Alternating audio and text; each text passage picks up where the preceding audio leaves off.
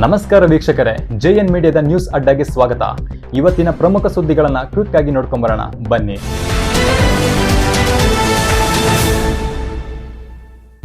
ಐದು ವರ್ಷದಲ್ಲಿ 90 ಸರ್ಕಾರಿ ಶಾಲೆಗೆ ಬೀಗ. ಖಾಸಗಿ ಶಾಲೆಗಳ ಹಾವಳಿಯಿಂದಾಗಿ ಸರ್ಕಾರಿ ಶಾಲೆಗಳು ದಿನ ಕಳೆದಂತೆ ತನ್ನ ಅಸ್ತಿತ್ವವನ್ನು ಕಳೆದುಕೊಳ್ತಾ ಇದೆ. ರಾಜ್ಯದೆಲ್ಲೆಡೆ ಸರ್ಕಾರಿ ಶಾಲೆಗಳು ಆತಂಕದಲ್ಲಿದ್ದು, ಸದ್ಯ ದಕ್ಷಿಣ ಕನ್ನಡ ಜಿಲ್ಲೆಯ ಸುಳ್ಯ ಪುತ್ತೂರಿನಲ್ಲಿ ಕಳೆದ 5 ವರ್ಷಗಳ ನಡುವೆ ಬರೋಬ್ಬರಿ 90 ಶಾಲೆಗಳಿಗೆ ಶಾಶ್ವತವಾಗಿ ಬೀಗ ಬಿದ್ದಿದೆ. ಕೆಲವೊಂದು ಶಾಲೆಗಳಲ್ಲಿ ಶೂನ್ಯ ದಾಖಲಾತಿ, ಗುಣಮಟ್ಟದ ಶಿಕ್ಷಣದ ಕೊರತೆಯಿಂದಾಗಿ ಸರ್ಕಾರಿ ಶಾಲೆಗಳನ್ನು ಆಯ್ಕೆ ಮಾಡಿಕೊಳ್ಳುವವರ ಸಂಖ್ಯೆ ಕೂಡ ಕಡಿಮೆ ಆಗ್ತಾ ಇದೆ. ಸಿಬಿಲ್ ಇಲ್ಲದೆ ಸಾಲ ಪಡೆಯಿರಿ. ಜನಸಾಮಾನ್ಯರು ಸಾಲಕ್ಕಾಗಿ ಬ್ಯಾಂಕಿಗೆ ತೆರಳಿದ್ದಾಗ ಬಹುದೊಡ್ಡ ತಲೆನೋವಾಗುತ್ತಿದ್ದುದು ಸಿಬಿಲ್ ಸ್ಕೋರ್.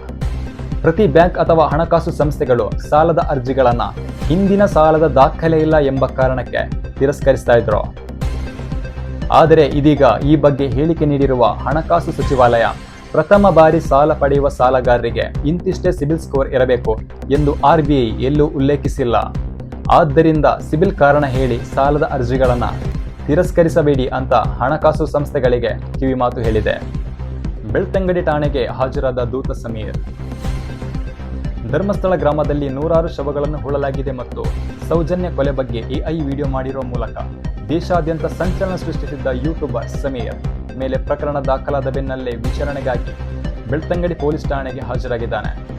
ಇನ್ನು ಬುರುಡೆ ವಿಚಾರದಲ್ಲಿ ಸರ್ಕಾರ, ಮಾಧ್ಯಮ ಹಾಗೂ ಜನರ ದಿಕ್ಕು ತಪ್ಪಿಸಿದ ಪ್ರಕರಣದಲ್ಲಿ SIT ವಶಪಡಿಸಿಕೊಂಡಿರುವ ಮಾಸ್ಕ್ ಮ್ಯಾನ್ ಚಿನ್ನಯ್ಯನ ಮೊಬೈಲ್ ಹಾಗೂ ಆತನ ಹಿನ್ನೆಲೆ ಬಗ್ಗೆ ಅಧಿಕಾರಿಗಳು ತನಿಖೆ ಚುರುಕುಗೊಳಿಸಿದ್ದಾರೆ. ಕ್ರಿಕೆಟ್ ಬದುಕಿಗೆ ಗುಡ್ ಬೈ ಹೇಳಿದ ಪೂಜಾರ. ಭಾರತೀಯ ಕ್ರಿಕೆಟ್ ರಂಗದ ಗೋಡೆ ಎನಿಸಿಕೊಂಡಿದ್ದ ಚೇತೇಶ್ವರ ಪೂಜಾರ ಕ್ರಿಕೆಟ್ ವೃತ್ತಿ ಬದುಕಿಗೆ ವಿದಾಯ ಹೇಳಿದ್ದಾರೆ.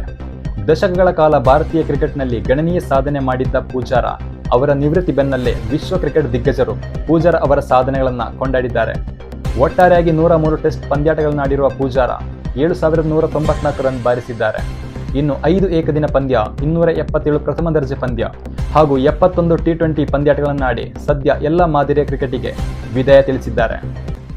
ಇದಾಗಿತ್ತು ಪ್ರೇಕ್ಷಕರೇ ಇವತ್ತಿನ ಜೆಎನ್ ಮೀಡಿಯಾದ ನ್ಯೂಸ್ ಅಡ್ಡ.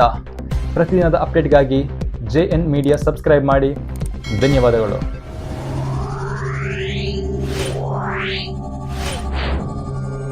Yeah.